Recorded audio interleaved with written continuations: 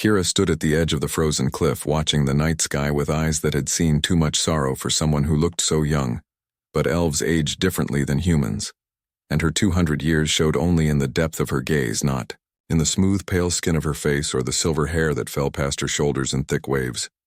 Above her 2 dragons circled through the cold air, their massive wings beating a rhythm she knew better than her own heartbeat.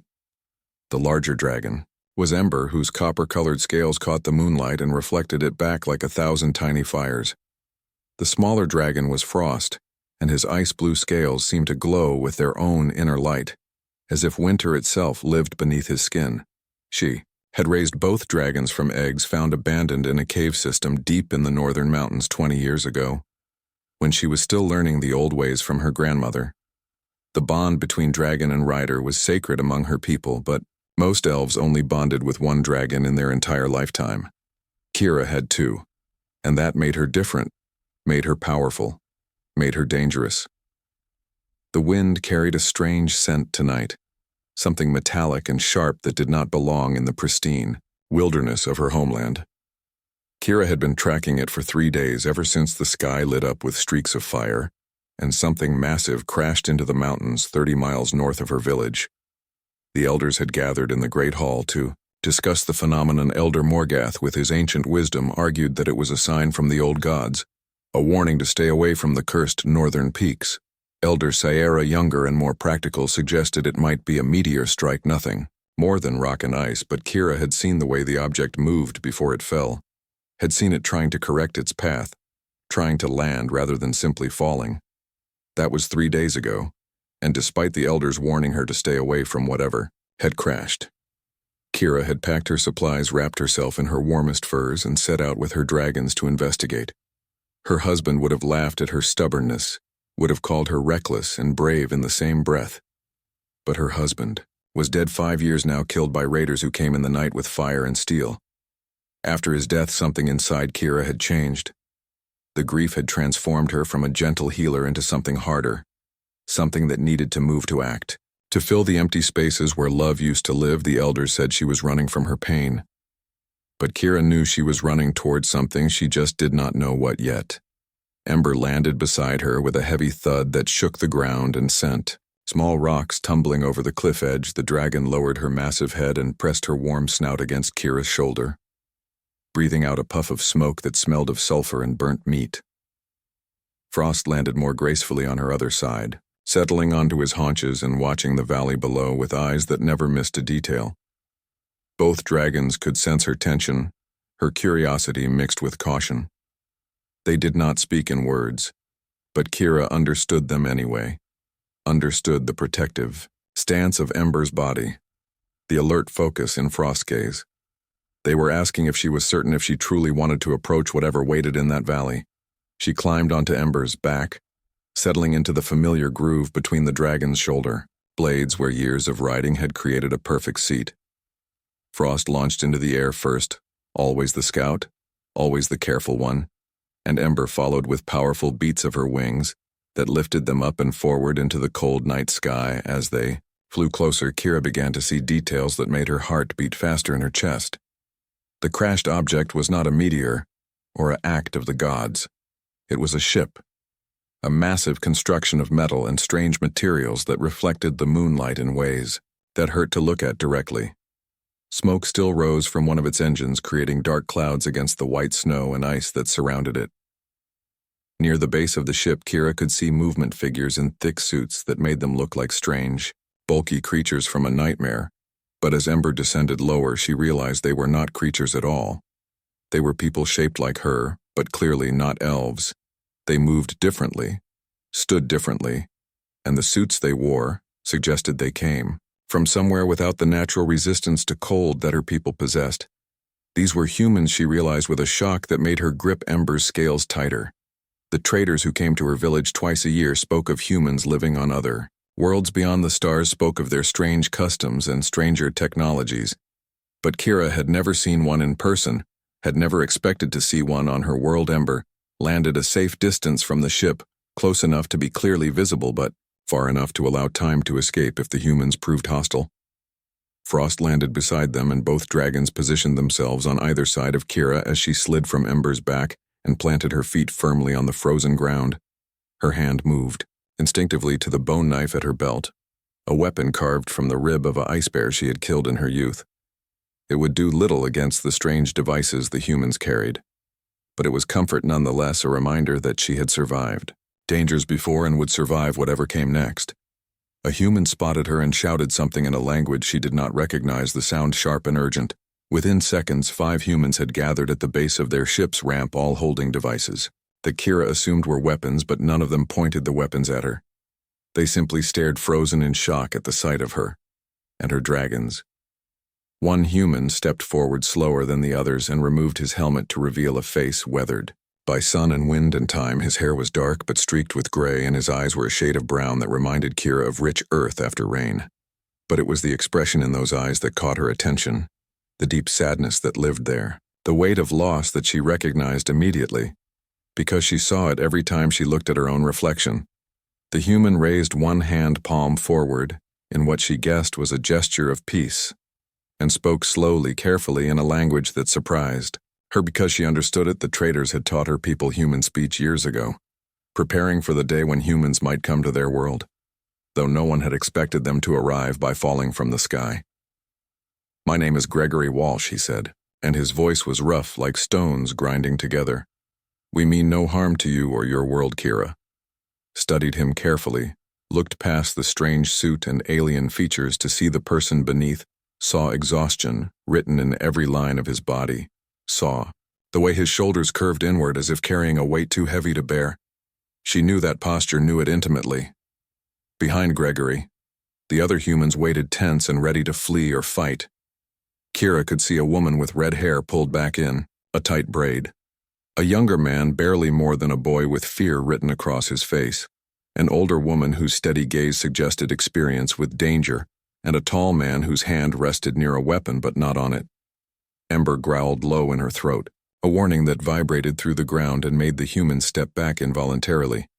But Kira placed a calming hand on the dragon's neck, and the growling stopped, replaced by a tense, watchful silence.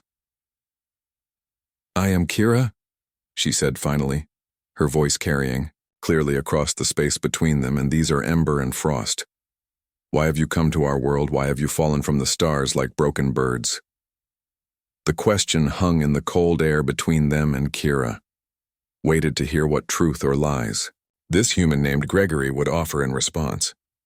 Gregory Walsh looked at the elf woman standing before him, flanked by 2 massive dragons, and felt something he had not felt in months.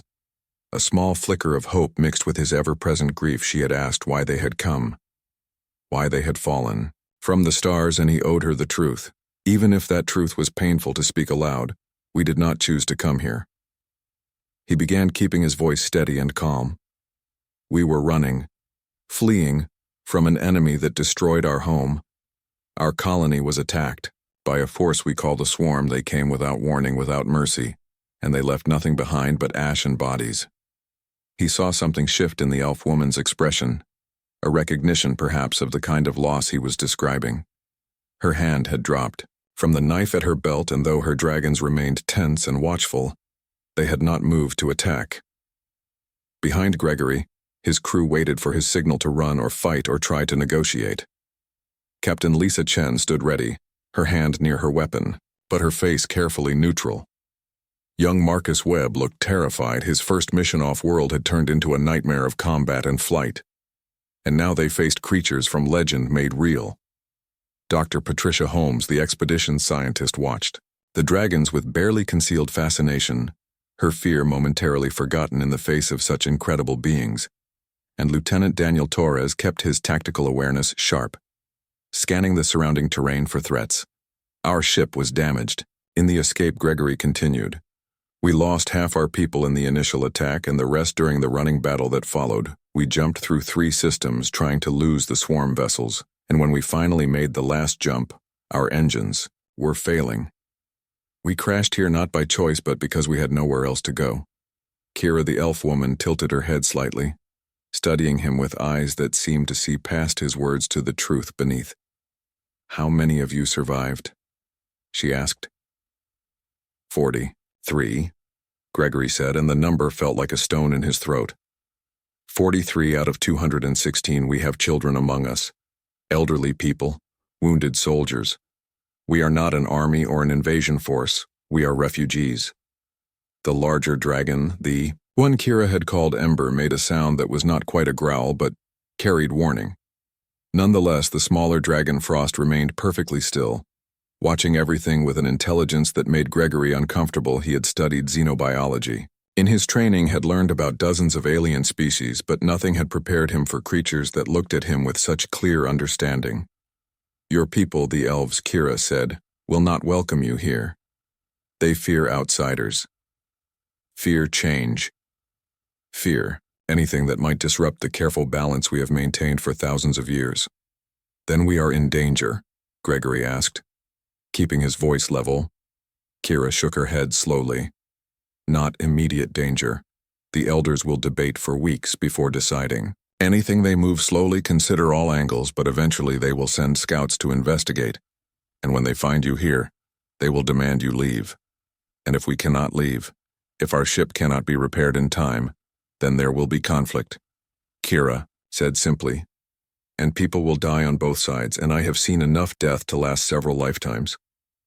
Gregory felt the weight of responsibility settle heavier on his shoulders.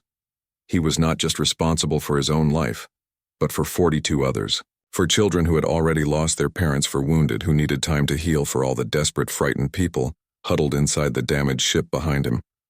What if we could prove we mean no harm, he asked. What if we could show your elders that we seek only shelter and time, nothing more? Kira was quiet for a long moment, her eyes distant as if weighing options, calculating risks. When she spoke again, her voice was softer, almost reluctant. I lost my husband 5 years ago. She said raiders came in the night, killed him while he defended our village. I know what it is to lose everything, to have your world destroyed in moments. I see that same loss in your eyes. Gregory Walsh. He met her gaze and nodded slowly. My wife died in the attack. He said she was a teacher.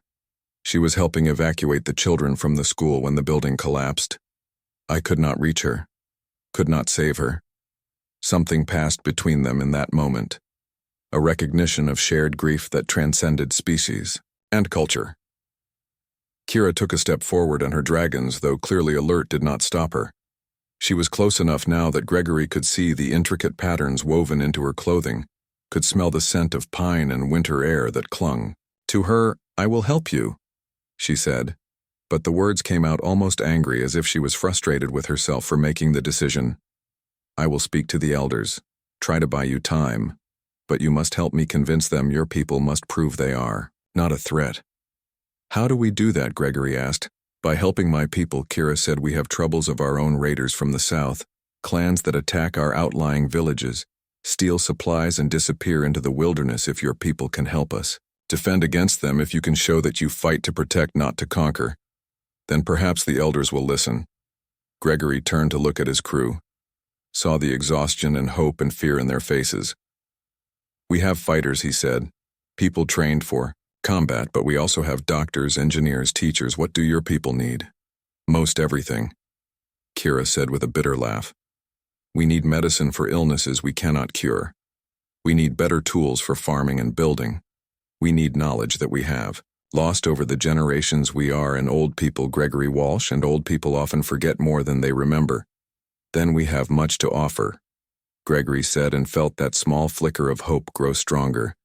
But we will need time to make repairs to our ship. Even with help, it will take weeks, maybe months.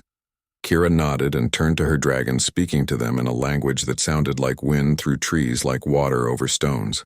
The dragons responded with sounds that seemed almost like words, and then Frost, the ice blue dragon, launched into the air and flew toward the surrounding peaks. He will watch for danger, Kira explained, and signal if anyone approaches. Ember will stay with us. She does not trust easily, and she will not trust you until I do. Fair enough, Gregory said. What happens now? Now, Kira said, you show me your ship. You introduce me to your people, and you begin earning the trust that might save all your lives. She paused and looked up at the stars visible through breaks in the clouds. I have never left this world, she said quietly. Never seen what lies beyond our sky, but I have dreamed of it. Wondered what other worlds are like, what other people exist out there. And now you have brought the stars to me. Whether that is a blessing or a curse remains to be seen. Gregory gestured toward the ship. Will you come inside? Kira glanced at Ember, and the dragon rumbled something that might have been approval or warning. It was hard to tell. Yes, she said. But if your people make any threatening moves, Ember will reduce your ship to melted metal before you can blink. Understood, Gregory said, and meant it. He had no doubt the dragon could do exactly what Kira promised. He turned and led the way toward the ship, feeling the weight of 42 lives depending on what happened next as they walked. Captain Chen fell into step beside him, speaking quietly in their own language. Sir, is this wise, trusting her? Do we have a choice? Gregory replied. Also, quiet, we are stranded on an alien world with no way to call for help, and no guarantee we can repair the ship without local assistance. She is offering us a chance. We would be fools not to take it. Chen nodded, but kept her hand near her weapon just the same. And Gregory could not blame her for the caution. They had learned the hard way that the universe was full of dangers, that trust was a luxury that often got people killed. But sometimes Gregory thought sometimes trust was the only thing that could save you, and he had to believe this was one of those times because the alternative was too terrible to consider. The interior of the human ship was unlike anything Kira had ever seen before. Metal walls, covered with lights and strange symbols that meant nothing to her. The air smelled recycled and stale, mixed with the sharp scent of burned electronics, and something else she could not quite identify, fear perhaps, or desperation, or both. Ember had insisted on coming inside despite the narrow entrance ramp, and now the dragon filled a significant portion of the cargo bay, her copper scales reflecting the harsh artificial lights in ways that made the shadows dance and shift. The humans gave her a wide berth, their eyes darting nervously between the dragon and Kira, as if unsure which posed the greater threat. Gregory led Kira deeper into the ship past damaged equipment and hastily stacked supply crates. They entered a larger room where more humans had gathered, some sitting on benches along the walls, others standing in small groups, talking in low voices. All conversation stopped the moment Kira appeared. Everyone, Gregory said, his voice carrying authority that silenced the last few whispers. This is Kira. She and her dragons found us, and she has offered to help us. She has offered to speak to her people on our behalf. Young woman with bright red hair pulled into a braid stepped forward, her green eyes sharp with intelligence and suspicion. Captain Lisa Chen, she introduced herself, second in command. Why would you help us? What do you want in return? Kira met her gaze steadily. I want nothing for myself, she said, but my people face dangers, raiders who attack our villages, and we lack the strength to stop them. If you help us protect what is ours, I will help you convince my elders that you mean no harm. Chen glanced at Gregory, who nodded slightly. The captain turned back to Kira. We have soldiers, she said, but not many, and most are wounded or exhausted from the battle and the crash. You do not need an army, Kira replied. I need proof that humans can be trusted, that you fight to protect, not to conquer. Show the elders that, and they might grant you the time you need to repair your vessel. An older woman pushed through the crowd, her gray hair cut short and practical. Dark circles under her eyes suggested she had not slept well in days. Dr. Patricia Holmes, she said, I am the expedition's lead scientist, and I have about 1,000 questions about you and your dragons, but I suppose those can wait. She paused, studying Kira closely. You said you need medicine. What kind of illnesses are your people facing? Many kinds. Kira said, a sickness that causes fever and coughing that kills the very young and very old, another that makes wounds refuse to heal, that turns flesh black and poisonous. We have healers who know the old remedies, but some sicknesses resist all our treatments. Holmes nodded slowly. Those sound like bacterial infections, possibly pneumonia and gangrene. We have antibiotics that could help. If your people physiology is similar enough to ours, I would need to run tests, of course, make sure the medicines would not do more harm than good, but if they work, it could save lives. Then we trade. Kira said, your medicine for our help defending your ship, and for my assistance with the elders. A younger man, barely past boyhood, stepped forward. Nervously, Marcus Webb, he said, I am an engineer. I have been assessing the damage to the ship, and it is extensive. We need raw materials to make repairs, metals that we can use to patch the hull components for the engines. Do you have access to such things? Kira thought about the old mines in the eastern mountains, places her people no longer used because they had no need for such quantities of metal. We have mines, she said. Abandoned. now but still full of what you might need. I can guide your people there, but you will need to work quickly. Winter is coming and the passes will soon be blocked by snow. How long do we have? Gregory asked. 2 months, Kira said. Perhaps 3 if we are fortunate. After that, nothing moves in or out of the northern mountains until spring. The humans exchanged worried glances, and Kira could see calculations happening behind, their eyes weighing risks against resources, time against necessity. It was a look she knew well, the look of people trying to survive against impossible odds. Lieutenant Daniel Torres, a tall man with scars on his face and hands that marked him as a fighter, spoke up. Security is my concern, he said. If we are going to help defend your villages, I need to know what we are facing. How many raiders? What kind of weapons do they use? What are their tactics? They come in small groups, Kira said. 20 or 30 fighters at a time. They strike at night, set fires to draw people out, then attack when we are confused and scattered. They use bows and swords. Some have crude firearms, weapons that fire metal balls with explosive powder. Torres nodded. That is manageable. We have training in asymmetric warfare and defending against raiders and insurgents. If you can give us intelligence about their movements, their camps, we can set up defenses that will make them think twice about attacking, but no killing unless necessary, Kira said, firmly, her voice sharp enough to cut steel. I will not trade one group of violent outsiders for another. If your people can help us drive the raiders away, capture them if possible, but slaughter will not earn you trust among my people. Torres looked at Gregory, who considered for a moment, then nodded. We can work with those parameters, he said. Our goal is survival, not conquest. We will follow your lead on this. A small child pushed through the crowd, a girl no more than 6 years old with dark curls and curious eyes. She stopped in front of Kira and stared up at her with wonder. Are you really an elf? She asked in a voice that carried through the sudden silence. Kira knelt down to the child's level, bringing herself eye to eye with the little girl. Yes, she said gently. I am an elf. My people have lived on this world for many thousands of years. The child reached out and touched Kira's silver hair with careful fingers. You are pretty, she said, and your dragon is beautiful. Can I pet her? Kira glanced at Ember, who had been watching the exchange with amused tolerance. The dragon lowered her head closer to the child and rumbled something that sounded almost like a purr. You may touch her, Kira said, but gently. Dragons have feelings just like people. The child stroked Ember's snout with both hands, giggling when the dragon exhaled a warm breath that ruffled her hair. Other children began to emerge from the crowd, drawn by their companions' bravery, and soon several of them were gathered around Ember, touching her scales and asking questions in rapid, excited voices. Kira watched the adults watching their children, saw the fear in their eyes mixed with desperate hope. These people had lost everything, had fled across the stars with nothing but their lives and the clothes on their backs. They were not conquerors or invaders. They were refugees looking for safety, for a place to heal.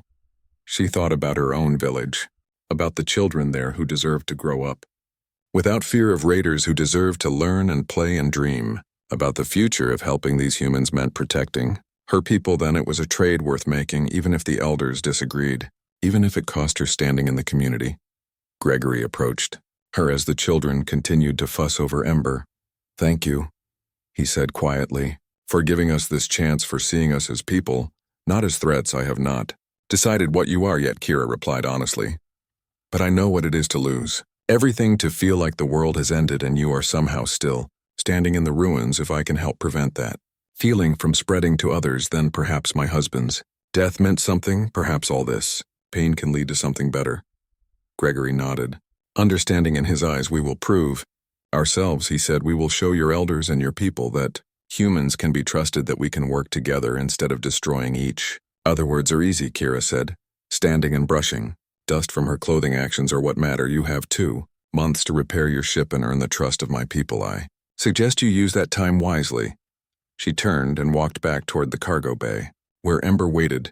The dragon fell into step beside her, and together they headed for the exit. Gregory and his crew watched them go, and Kira could feel the weight of their hopes and fears pressing against her back like a physical force outside. The ship Frost circled overhead, calling out in the dragon speech that only Kira truly understood. He had seen no threats, no scouts from the village, no immediate danger, but that would change soon enough. Word would spread about the fallen star, about the metal ship in the mountains, and then the elders would come with their questions and their demands. Kira climbed onto Ember's back, and the dragon launched into the sky, joining Frost in the cold, clean air above the crash site as they flew back toward her small cabin in the foothills. Kira wondered if she had just made the wisest decision of her life or the most foolish. Only time would tell. 3 weeks had passed since Kira first met the humans, and the northern mountains had transformed into a place of constant activity. Human engineers worked alongside elf craftsmen in the abandoned mines, extracting metals and carrying them back to the crash site where teams labored day and night to repair the damaged ship. Dr. Holmes had set up a small medical station in Kira's village, after the elders grudgingly agreed to allow it. The human medicines worked better than anyone had hoped, and already a dozen elves who would have died from infection or disease were recovering the gratitude in their families. Eyes had done more to ease tensions than any words could have accomplished. But not everyone was pleased. Elder Morgath stood before the village council, his ancient face twisted with anger and fear. "They are changing us," he declared, his voice echoing in the great hall. "They bring their medicines, their metals, their strange ideas, and we forget the old ways. We forget who we are." Kira stood to respond, her voice calm but firm. "They are helping us," she said. "Children who would have died are now playing in the streets. Wounds that would have festered are healing. Is that not worth something? It is worth everything." "Elder," Sierra interjected from her seat at the council table, "and it is also proof that perhaps we have been too isolated, too focused on preserving tradition at the cost of growth." Morgath slammed his staff against the wooden floor, the sharp crack silencing the murmurs that had started to spread through the watching crowd. "You speak of growth," he said, "but I see corruption. We do not need outsiders. We do not need their help. We have survived for thousands of years. Without them." Kira met his gaze steadily. "Survived. Yes," she said, "but how many have we lost to sicknesses we could not cure? How many villages have been abandoned because we lacked the strength to defend them? The humans offer us tools to not just survive, but to thrive. And in return, they ask only for time and friendship." The debate continued long into the night, with the council divided between those who saw opportunity and those who saw threat. In the end, they reached a compromise. The humans could stay through the winter, could continue their repairs and their trade. But come spring they must leave and take their influences with them. Kira knew it was the best outcome she could have hoped for. But she also knew that 3 months might not be enough time for the humans to repair their ship completely, which meant difficult choices lay ahead. The next morning she flew with Ember and Frost to the human camp to deliver the news. Gregory received it with a thoughtful expression that told her he had already considered this possibility. "We will make it work," he said. "We have to." Captain Chen joined them, her tactical gear dusty from a night patrol. "We have another problem," she said. "The raiders you told us about. We found one of their camps about 15 miles south. A scouting party spotted it yesterday, maybe 40 fighters well armed, and they seem to be preparing for something big. An attack?" Kira asked, feeling her stomach tighten. "Looks that way," Chen replied. "They have supplies stacked up, weapons being maintained, scouts moving in and out. It's all the signs of a force getting ready to move." Gregory turned to Kira. "Which village do you think they will target?" "The southern settlement," Kira said immediately. "It is the smallest, most isolated. They hit it twice last year. Killed 5 people and stole a season's worth of food supplies. The council sent guards, but there are not enough to hold against a determined assault. Then we need to be there." Chen said, "We have 15 soldiers healthy enough to fight another 10 who can handle rearguard duties. If we move now, we can set up defenses before the raiders strike." Kira felt torn between relief that help was coming and fear about what might happen once violence began. These were her people on both sides. Elves who had taken different paths, raiders. Yes, but still children of the same ancient bloodlines. Gregory seemed to sense her hesitation. "We will do everything we can to avoid casualties," he said.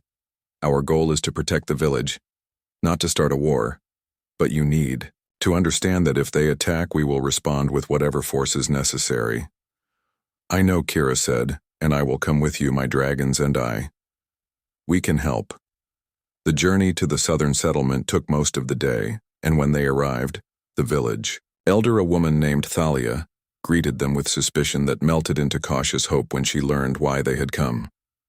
The human soldiers immediately began setting up defensive positions, choosing locations that would give them clear lines of fire while providing cover. Lieutenant Torres proved to be a master of defensive strategy. He positioned his people, carefully explained to the village guards how to coordinate with human tactics, and set up an early warning system using small devices. He called motion sensors that would alert them the moment anyone approached. Kira watched from the roof of the tallest building, Ember beside her, and Frost circling overhead. The village looked so peaceful in the afternoon light. Children playing. In the streets, elders sitting outside their homes enjoying the autumn sun. It was hard to imagine violence coming to this place, but she knew it would come. Knew it as certainly as she knew winter would follow. Fall night fell, and with it came a tense, waiting silence. The humans had doused most of the lights in the village, making it look abandoned, vulnerable. Torres had explained that raiders expected easy targets became careless when they thought victory was assured, that carelessness would be their downfall. The attack came 2 hours after midnight. Kira heard the motion sensors before she saw anything. A soft beeping from the devices Torres had placed around the village's perimeter. Then she saw them, shadows moving through the darkness. Raiders approaching from 3 directions, trying to surround the settlement before anyone knew they were there. But the humans knew, and they were ready. Torres gave a hand signal, and suddenly the darkness erupted with light, powerful beams that the humans called spotlights blazed to life, blinding the raiders and revealing their positions. The attackers froze, confused and frightened by technology. They did not understand. "This is your only warning." Torres' voice boomed through a device that made it sound impossibly loud. "Drop your weapons and leave now, or face the consequences." For a moment nothing happened, and Kira held her breath, hoping the raiders would retreat, would choose survival over pride. But then someone fired an arrow, and the fragile moment of peace shattered. The human weapons made sounds like thunder, sharp cracks that echoed across the valley. But Torres had ordered his people to fire warning shots first, to aim above the raiders' heads, to give them one more chance to flee, and many of them took it, dropping their weapons and running into the night. But not all of them. A core group of perhaps 10 raiders charged forward, screaming battle cries and firing arrows that clattered harmlessly against the barriers the humans had erected. Torres ordered his people to return fire, and this time they aimed to wound, not to kill. Kira launched Ember into the air, and Frost followed the dragons, diving low over the charging raiders, breathing fire that scorched the ground in front of them, creating a wall of flame that stopped their advance. The raiders fell back, terror replacing their battle fury, as they realized they faced not just human weapons, but the fury of dragons. One raider, larger than the others and wearing armor made from metal plates, stood his ground even as his companions fled. He raised a crude firearm and aimed it at Torres, but before he could fire, Kira brought Ember down between them, the dragon roaring a challenge that shook the very air. The raider looked up at Ember, at Kira sitting on the dragon's back, and something in his eyes shifted from fury to recognition. "You," he said in a voice rough with shock. "Kira, the widow, I did not know you sided with outsiders, with humans. I side with life. Over death," Kira replied, "with protection. Over destruction. You and your people have terrorized these villages for too long. Gareth, it ends tonight." The raider. Gareth lowered his weapon slowly. "You speak of protection," he said, "but you bring more outsiders to our world, more threats to our way of life." "Our way of life," Kira said, her voice sharp with anger. "Our way includes raiding villages, killing innocents, stealing food from children. That is not a way of life. That is a path to slow extinction." Gareth looked around at his scattered forces, at the human soldiers holding their positions, at the dragons circling overhead. "We are not finished," he said, but there was defeat in his voice. "We will remember this." "See that you do," Kira said, "and know that these villages are protected now by more than wishes and prayers. Any who come here seeking violence will find it turned back upon them." Gareth retreated into the darkness, and his remaining followers went with him. The humans held their positions for another hour, making sure the raiders were truly gone before standing down. 3 raiders had been wounded by gunfire, but Torres medics treated them immediately, stabilizing their injuries before they were taken into custody. No one had died on either side, and as dawn broke over the village, Kira felt something she had not felt in years. A sense that perhaps things could get better, that perhaps there was a future worth fighting for. Thalia approached her as she was preparing to leave with the humans. "Thank you," she said simply, "for protecting us, for bringing help when we needed it." Kira nodded and climbed onto Ember's back as the dragon launched into the morning sky. She thought about the choice she had made weeks ago to help the humans, to bridge the gap between their peoples. It had seemed impossible then, dangerous, foolish. But now she saw the results, saw lives saved, villages protected, and possibilities opening up that had not existed. Winter came early that year, blanketing the northern mountains in snow and ice that made travel difficult and work even harder. But the humans pushed forward with repairs to their ship, working in shifts around the clock while elf craftsmen brought materials from the mines and taught the humans techniques for working metal in extreme cold. Kira spent most of her time moving between the human camp and the villages, carrying messages, negotiating disputes, helping Dr. Holmes treat patients, and flying reconnaissance missions with her dragons to watch for raiders or scouts from other elf settlements that might cause trouble. It was during one of these flights that Frost spotted something unusual. A group of figures moving through the high passes heading toward the human ship, but these were not raiders. They wore the formal robes of the council, and Kira recognized Elder Morgath's distinctive staff even from a distance. She directed Ember to land near the human camp ahead of the council delegation and found Gregory supervising repairs to the main engine assembly. "They are coming," she said without preamble. "The council elders, Morgath leads them, and he does not look pleased." Gregory straightened, wiping grease from his hands. "How long? Do we have an hour, perhaps 2? They move slowly in this snow." He nodded and called for Captain Chen and Dr. Holmes. Within minutes, the 3 of them plus Lieutenant Torres had gathered to discuss strategy. "We knew this was coming." Gregory said. "The question is, what are they here to demand?" "That you leave immediately," Chen said, "probably with threats if you refuse, or they might offer a deal." Holmes suggested more time in exchange for more help.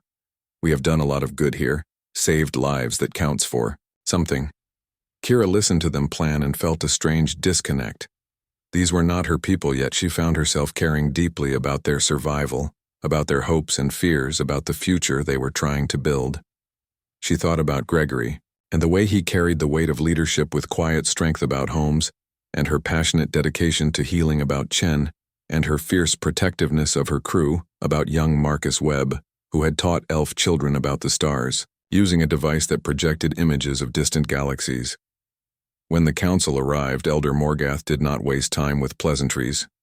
"Your time is up," he declared, standing at the base of the ship with 6 other elders flanking him. "Winter has come, and our agreement was that you would leave when the season turned." "With respect," Gregory said, stepping forward, "we agreed you could stay through winter." Elder Sarah corrected, giving Morgath a sharp look. "Do not rewrite history to suit your purposes." Morgath scowled but did not argue the point. "The situation has changed," he said instead. "The other settlements have heard about what happened at the southern village. They know you bring weapons and violence."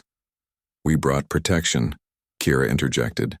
Stepping up beside Gregory, "The raiders would have burned that village to the ground, killed anyone who resisted. You know this, Morgath, you have seen it happen before. Protecting one village does not erase the danger you represent." The elder shot back, looking at the humans with barely concealed distrust. "You change everything you touch. You make our people dependent on your medicines, your tools, your knowledge. What happens when you leave and take all that away? Then teach us your ways," Gregory said, "and we will teach you ours. Knowledge is not something that leaves when we do. It stays, becomes part of your culture, helps your people grow stronger." Elder Sarah stepped forward, her expression thoughtful. "I have seen the human medicines work," she said. "I have watched children recover from sicknesses that would have killed them. I have seen your people work alongside ours without conflict, without attempting to dominate or control." And she gestured at Kira. "I have seen one of our own voucher for you. Risk her standing in the community to help you. That means something." "It means she has been deceived," Morgath said. "Means she has forgotten what we are, what we stand for." Kira felt anger flash through her. "Do not presume to tell me what I have forgotten," she said, her voice cold. "I have forgotten nothing. I remember every person we have lost to disease, to raiders, to isolation. I remember my husband bleeding out in my arms while healers stood helpless, unable to save him. And I remember deciding that, if I could prevent others from experiencing that pain, I would do it regardless of what traditionalists think. The confrontation might have escalated, but Dr. Holmes stepped forward, holding a small child in her arms. "This is Lyra," she said gently. A girl was 4 years old and dying of pneumonia. 3 weeks ago, her family had already prepared for her funeral, but we gave her antibiotics and she recovered. She will live to grow up, to have children of her own, to see the world and experience. Joy, is that not worth preserving tradition that keeps people healthy? Morgath looked at the child, at her bright eyes and curious expression, and something in his face softened just slightly. "One life," he said quietly, "does not justify upending our entire way of existence, but it is not one life." Sierra said, "It is dozens already and will be hundreds more. If we continue this exchange, the humans have asked for nothing but time and friendship in return for gifts that will echo through generations." Council members conferred among themselves, speaking in low voices while the humans waited. Kira could see the tension in Gregory's shoulders, the way Chen kept her hand near her weapon, the nervous energy radiating from the younger crew members, who had gathered to watch. Finally, Elder Sierra turned back to address them. "All the council has discussed this matter extensively," she said, "and we have reached a decision. The humans may remain until their repairs are complete." But she held up a hand. As relieved smiles began to appear, "There are conditions." "Name them," Gregory said. "First, you must train our people in your medical knowledge. Holmes will teach our healers, so that when you leave, the knowledge remains. Second, you must help us establish better defenses, not just against raiders, but against any future threats. Third, you must promise that when your ship is repaired, you will not reveal the location of our world to others. We wish to choose when and how we join the wider universe." "Those terms are acceptable," Gregory said immediately. "We would be honored to teach what we know, and your privacy will be respected. You have our word." Morgath still looked unhappy, but he nodded curtly. "Very well. But know this. If you betray our trust, if you bring harm to our people, there will be consequences that reach beyond this world. We are not without allies, not without means to defend ourselves." "Understood," Gregory replied. "And I give you my word as a leader and as a man who has lost everything, that we will honor this agreement." The council departed and the camp erupted in quiet celebration, people embracing, congratulating each other, feeling the weight of uncertainty lift from their shoulders.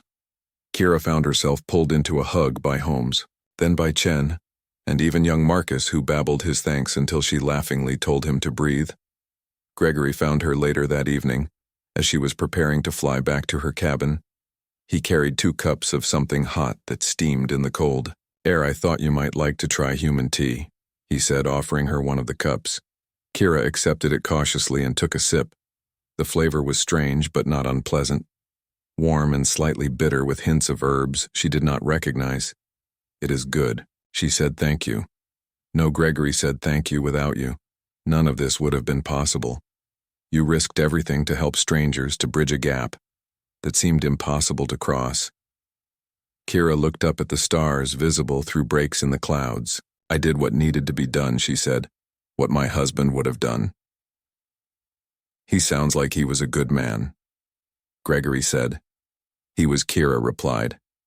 "And I think he would have liked. You would have approved of what we have built here." They stood in comfortable silence for a while, drinking their tea and watching as Ember and Frost played in the snow nearby. The dragons had become a common sight around camp, and the human children no longer feared them, had in fact adopted them as mascots and guardians. "In the spring," Gregory said quietly, "when the ship is repaired, we will need to leave to continue searching for a safe place to settle." But he paused and looked at Kira carefully. "But we will come back if you want, if your people want. We could establish regular trade visits, cultural exchanges. Your world would never be alone again." "Would you want that?" Kira asked. "Or are you just being diplomatic?" "I would want it," Gregory said. "And I think my people would too. We have found something here. Something rare. We have found a place where we are not just refugees or survivors, but partners, friends," and he smiled slightly, "and we have found dragons, which is not something you encounter every day." Kira laughed, and the sound surprised her. She had not laughed freely in years, not since before her husband died. "Then we will look forward to your return," she said. "And perhaps by then the elders will be ready to hear more about the universe beyond our sky." Perhaps Gregory agreed, and perhaps some of your people might want to see it for themselves, might want to travel with us. The idea planted itself in Kira's mind and grew roots. She thought about leaving her world behind, about seeing the stars up close, about learning what lay beyond the boundaries she had known all her life. It was terrifying and thrilling in equal measure. The future stretched ahead, full of possibilities, and for the first time in 5 years, Kira felt truly alive. Felt like the grief that had defined her was transforming into something new, something that honored her past while embracing the future.